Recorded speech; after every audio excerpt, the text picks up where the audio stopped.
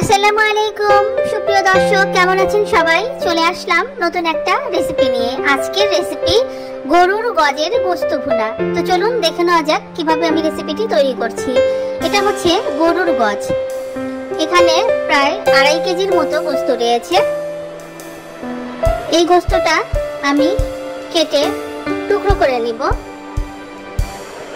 সবগুলো গোশত আমি কেটে ধুয়ে পরিষ্কার করে ঝরিয়ে রেখেছি। এখন আমি চুলোতে তেল দিয়ে নেব। তেল গরম হলে পেঁয়াজ কুচি, রসুন কুচি দিয়ে দেব এবং এটা লাল লাল হয়ে গেলে তারপর আমি আদা রসুন বাটা, পেঁয়াজ বাটা দিয়ে দেব। সাথে দিয়েছি দারচিনি, এলাচি, লবঙ্গ। এখন আমি এখানে মরিচের গুঁড়ো, জিরার গুঁড়ো, ধনিয়ার গুঁড়ো এবং গরম মশলা দেব। এখানে আমি হলুদের গুঁড়ো ইউজ করব না, কারণ এটা কালো টাইপের হবে, এই জন্য।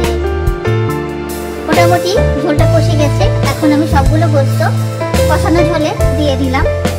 এখন এটা আমি ভালো করে নাড়াচাড়া করে নিব। খুবই ভালো করে নাড়াচাড়া করতে হবে যাতে সবগুলো একদম ঝোলের সাথে মিশে যায়। এরপর আমি একটা ঢাকনা দিয়ে ঢেকে দিব। প্রায় 20 মিনিট পর আমি ঢাকনাটা খুলছি। মোটামুটি উপর দিয়ে পানি উঠে গেছে এবং খুব সুন্দর একটা স্মেল বের হয়েছে। এখন আমি উপর দিয়ে দুধ দিয়ে দিলাম।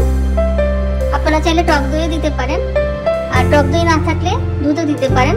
দুধ দিলে উপরে একটা সুন্দর একটা কালার চলে আসে এবং অনেক সুন্দর একটা স্মেল আসে, যেটা আপনারা পরে দেখতে পাবেন। এই যে আস্তে আস্তে ঝোলগুলো শুকিয়ে ফেলবো আমি। সবগুলো ঝোল মোটামুটি একদম শুকানোর পর্যায়ে চলে গেছে। উপর দিয়ে তেল উঠে গেছে, হয়ে গেছে। এখন আমি এটা কাঁচামরিচ দিয়ে নামিয়ে নিব। পরিবেশন করলাম। তো হয়ে গেল খুব সহজেই মজার স্বাদের গরুর গজের গোশত ভুনা। তো আজ এই পর্যন্ত।